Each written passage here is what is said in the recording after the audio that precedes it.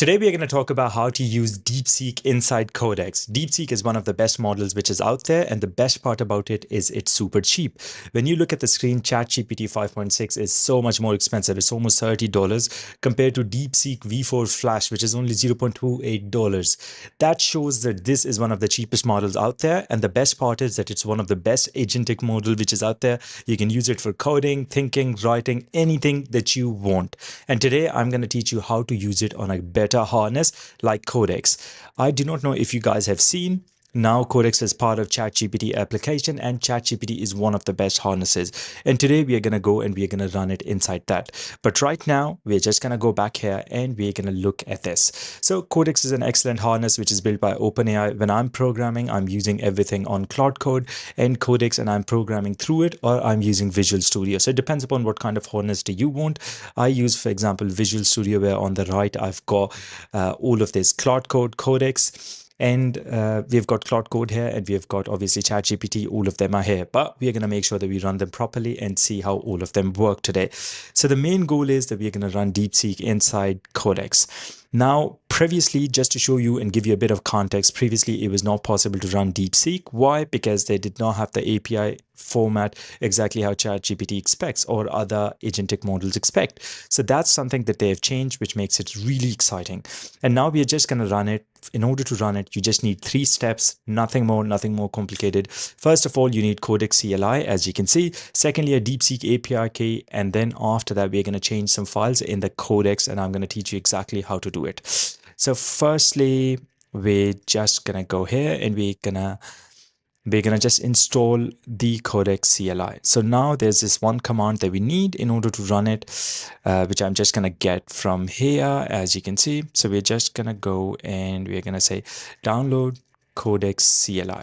So now this is going to bring this whole CLI that we can just run ourselves, and through this we'd be able to install. Me, on my side, I've already ran it, so I'm not going to run it again, but just to show you exactly, guys, how to do it, you just go in there. If you're running Mac like me, so you're just going to go in there and you're just going to install it. You're just curling and you're getting access to it, and start Codex now. Yes, launch. Okay, this is launching Codex. This is doing everything. So that's how you install it. If you've not done it, just follow this step, and this link you're easily going to find on GitHub, OpenAI Codex. Now going back, second step is to go and get the DeepSeek API. You could just go to the platform. DeepSeek API is super cheap, and I'd also recommend you to get it from here. You just have to go. I've already a lot of API keys. I'm going to create another one, test key. Don't worry, guys. I'm going to delete it after this. So right now you can see the whole key, but I'm going to delete it before I publish this video so that we don't get hacked. And no problem. Even in my DeepSeek, I've got $2.5, so it's not that risky at all. Okay, perfect. So now we are back here. We have saved this information. Now the next step is that we are going to go and we are going to open this file. So the main important file is config.toml, which is the configuration file for Codex, and it tells it exactly which models to use, which configurations to use. So we are going to go and we are going to open this exact file. So now when I go back to terminal, this is just, let me zoom in a bit for you guys. So you're going to just see that it's on your .codex is available here. If you do not know where it is, just do this Codex on your terminal and you're going to find it. So this is where this whole file is, and then we are going to go and we're going to look at, we're just going to open it. I could also open it in terminal, but I realize it's much better when visually people can see it. So now here I have to look for this other file, which is the .toml config.toml file. So let's start searching for it. As you can see, this is the file. I'm going to open it in Visual Studio so that we can see completely exactly where it is. I'm going to go and I'm going to input something in here, which is also available here. So yeah, this is exactly what we want in our TOML file. I'm just going to remove everything that exists, and I'm going to put this information. And we already know what that is. So I'm just removing everything, all the configs. Or maybe I can just keep those configs and just remove the things from the top. So let's run this experiment here. Let's see if it works. If it doesn't, we're just going to make sure that we run it again. Okay, guys?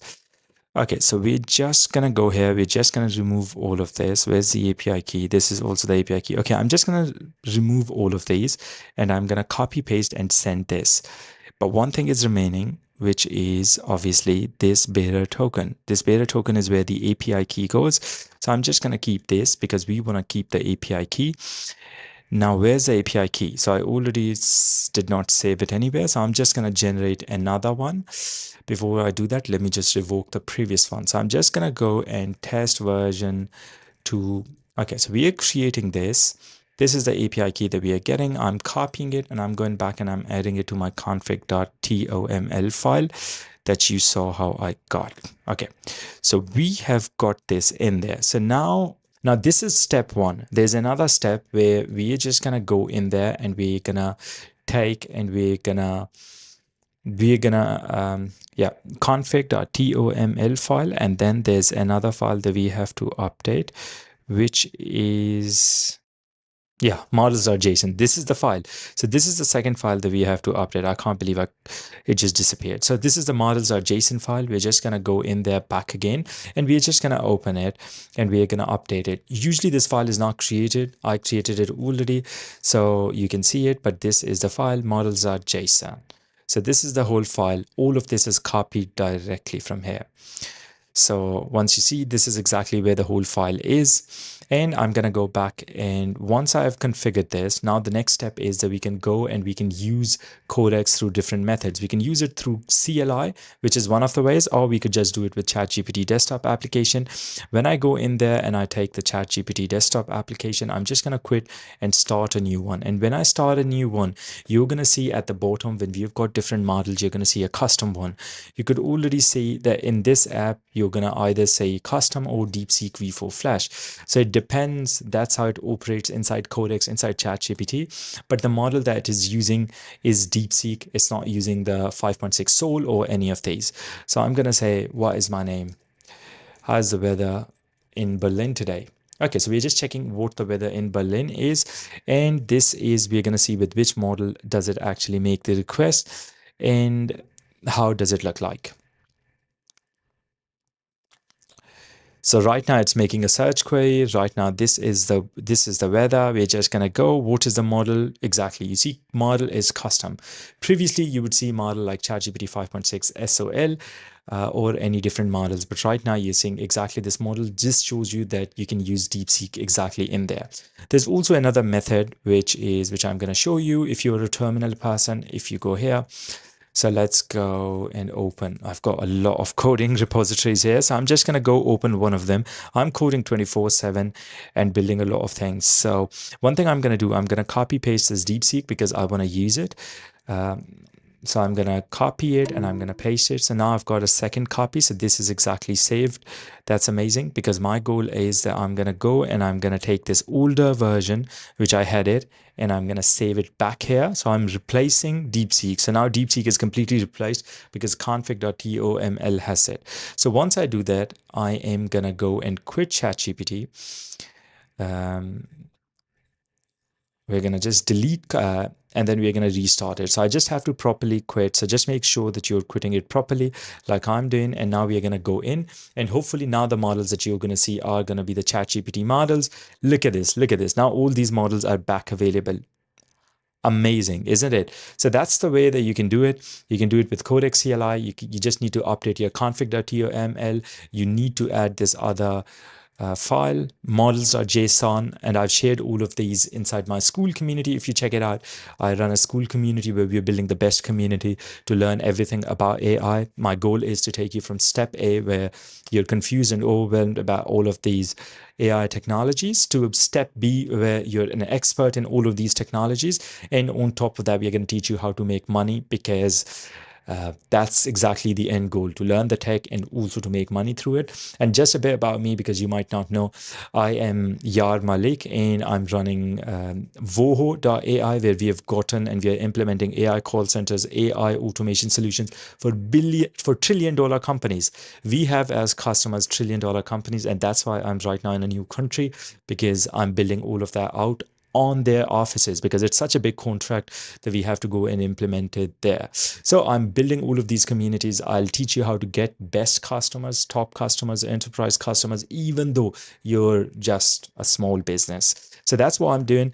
If you liked it, like and subscribe, and I'm daily going to come up with a lot of different videos which you're going to love. So just to show you in the end, just to get back here, this is exactly how it works. If you're on your terminal, this is how the whole thing flows. So you're on your terminal, then you're going to go to Codex.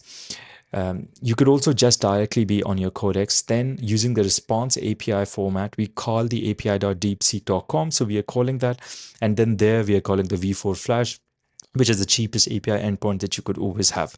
So that's how we do all of this. And exactly, this is how it is. So you can use DeepSeek V4 Flash from any place. You can use it from Codex, OpenCode, Hermes, Gemini, CLI, Claude Desktop, all of this. I'm going to make tutorials on all of them on this channel. So like and subscribe.